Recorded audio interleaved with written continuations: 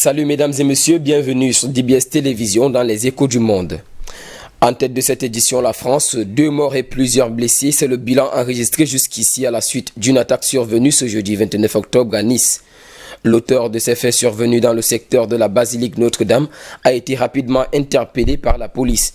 Laquelle police qui atteste que l'une des victimes ayant perdu la vie a été mortellement immolée par un individu muni d'un couteau. Ce même individu qui a poignardé plusieurs personnes, dont les blessés susmentionnés. Rapidement, le ministre de l'Intérieur, Gérald Darmanin, a annoncé sur Twitter la tenue d'une réunion de crise à la place Beauvau. Selon le maire de Nice, Christian Estrosi, tout laisse supposer à un attentat terroriste. Une minute de silence a été observée à l'Assemblée nationale en présence du Premier ministre en hommage aux victimes de l'attaque de Nice, juste après le discours de Jean Castex sur le reconfinement.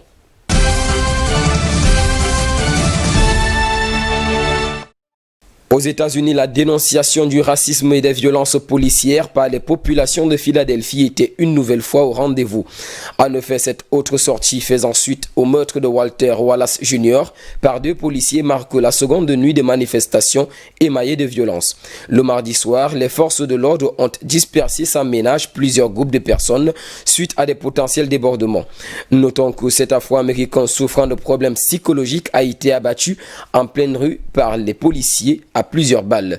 Au sujet de ces mouvements d'humeur, le ton a été donné à Nat Turner, un photographe de 61 ans qui s'est exprimé en ces termes, dont je cite « En tant qu'homme plus âgé, vous ne pouvez pas me demander de dire aux jeunes qu'il y a d'autres façons d'agir.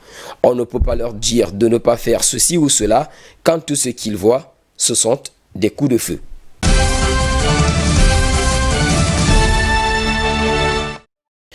Et puis en Chine, le jeune Tony Chung, âgé de 19 ans, est la première personnalité politique connue à être poursuivie en vertu de la nouvelle loi sur la sécurité nationale imposée par Pékin.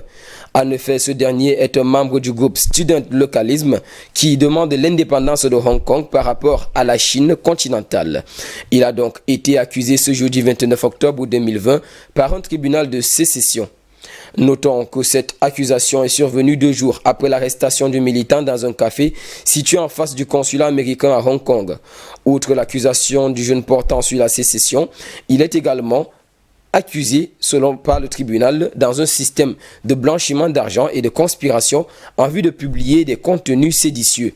Rappelons que le groupe Student Localism, dont il est membre, a été dissous peu de temps avant l'entrée en vigueur en fin juin de cette loi sur la sécurité nationale. Néanmoins, les sections internationales de ce mouvement sont demeurées actives.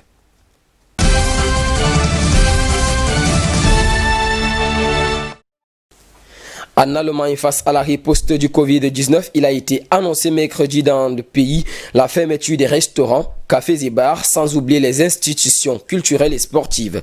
Cette note prendra effet à partir du lundi prochain, le 2 novembre 2020, et ce, pour une durée d'1 mois. C'est du moins ce qui ressort d'une conférence de presse tenue et donnée le mercredi 28 octobre par la chancelière Angela Merkel. Elle a également précisé l'applicabilité de la mesure sur les théâtres, les cinémas, les piscines et salles de sport. Les concerts seront annulés pendant cette période et les rassemblements privés seront limités à un maximum de 10 personnes. Dans son propos, la chancelière invite les citoyens à éviter tous les déplacements inutiles ainsi que les séjours en hébergement étant réservés à des fins non touristiques. Néanmoins, les matchs du championnat de football se dérouleront à huis clos, dit-elle, et au finish, notons qu'Angela Merkel a reconnu qu'il s'agissait de mesures strictes et pénibles, mais elle a noté qu'au rythme actuel des nouvelles infections, les limites de système de santé risquaient d'être atteintes. Ces mesures dures et valables pour tout le pays doivent ainsi permettre de limiter autant que possible les contacts et ainsi ralentir la propagation rapide du coronavirus.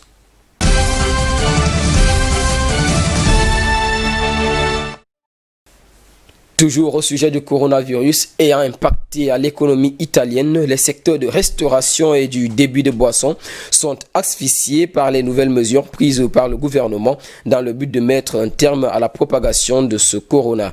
En effet, les établissements cités doivent fermer à 18h, tandis que les salles de spectacle, les cinémas et les gymnases sont totalement fermés. Un propriétaire d'un bar dans la ville de Turin annonce qu'il va manifester pour la première fois. Il déplore que rien n'a été fait en 6 mois. À en croire un autre propriétaire, nous avions 27 employés, nous n'en avions plus qu'une douzaine après la première vague de confinement. Ils sont actuellement chez eux. Pour l'instant, nous essayons de les protéger, mais notre énergie s'épuise. Bien que certains d'entre eux soient conscients de ce que la contestation n'aboutira à aucun changement, ils jugent quand même qu'il était essentiel et nécessaire de transmettre leur message aux autorités. Messieurs et dames, c'est sur cette note que nous mettrons un terme à cette 4e édition de la semaine des échos du Mens DBS Télévision en compagnie de nos programmes. Passez une agréable soirée.